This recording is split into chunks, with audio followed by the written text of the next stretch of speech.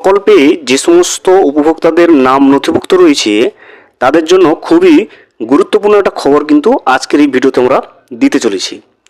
যুবসাথী প্রকল্পে এখনও একাংশের কিন্তু ব্যাংকের অ্যাকাউন্টে টাকা কিন্তু সরকারের পক্ষ থেকে ঢোকেনি।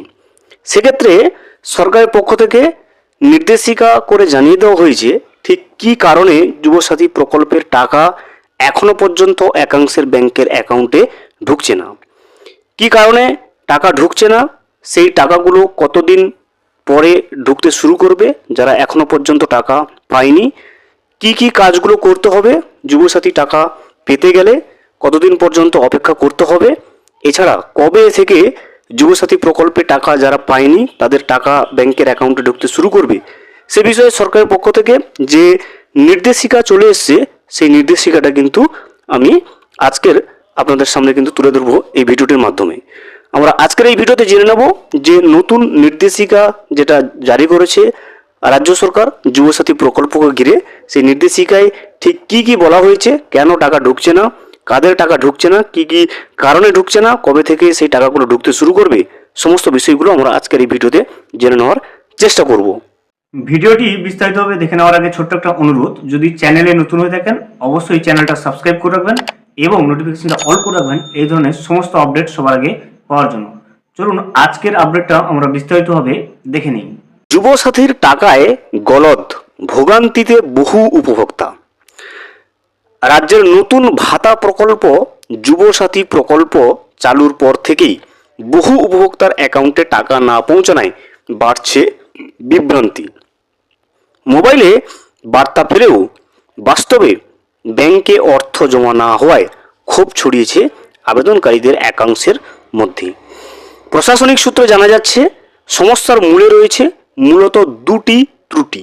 দেখতে পাচ্ছেন যারা টাকা পাচ্ছে না, হোয়াটসঅ্যাপ অথবা অফলাইন মেসেজ পাওয়ার পরেও সেই টাকা না পাওয়ার পেছনে মূলত দুটি ত্রুটি বা ভুল রয়েছে।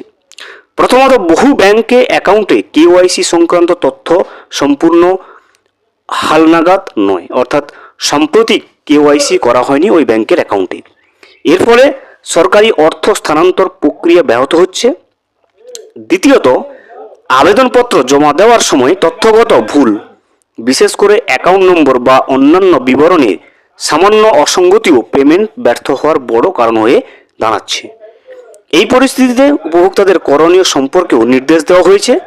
সংশ্লিষ্ট দপ্তরের এক আধিকারিকের কথায় মেসেজ এলেই টাকা ঢুকে যাবে এমনটা ধরে নেওয়া কিন্তু ভুল। দেখতে পাচ্ছেন আধিকারিকদের মতে জানানো হচ্ছে যে মেসেজ এসে যাওয়া মানেই যে টাকা ঢুকে যাব এটা ধরে নেওয়াটা কিন্তু ভুল।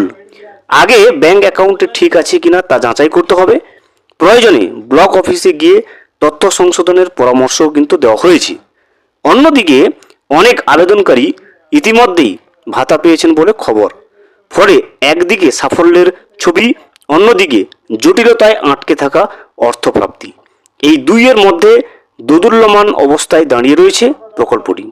সব মিলিয়ে প্রাথমিক ত্রুটি কাটিয়ে দ্রুত সমস্যার সমাধান না হলে নির্বাচনের আগে এই প্রকল্প নিয়ে নতুন করে চাপ বাড়তে পারে প্রশাসনের উপর। দেখতে পাচ্ছেন মূলত দুটি কারণ দেওয়া রয়েছে। প্রথম হচ্ছে ব্যাংকে কেওয়াইসি সাম্প্রতিকভাবে হয়নি, এছাড়া দ্বিতীয়ত যেটা হচ্ছে ব্যাংকের অ্যাকাউন্ট নম্বর এবং আইএফএসসি কোড ভুল থাকলে সেক্ষেত্রে টাকা ঢুকছে না। এবং তৃতীয় যে বিষয়টা জানিয়েছে সেটা হচ্ছে অফলাইন বা হোয়াটসঅ্যাপ মেসেজ পেলেই যে আপনি টাকা পাবেন সে বিষয়ে কিন্তু কোনো গ্যারান্টি বা নিশ্চয়তা সরকারের পক্ষ থেকে এখনো পর্যন্ত দেওয়া হয়নি। পরবর্তীকালে যুবসাথী প্রকল্পে অন্যান্য আপডেট এলে আমরা অবশ্যই কিন্তু আপনাদেরকে জানিয়ে দেবো ভিডিওর মাধ্যমে।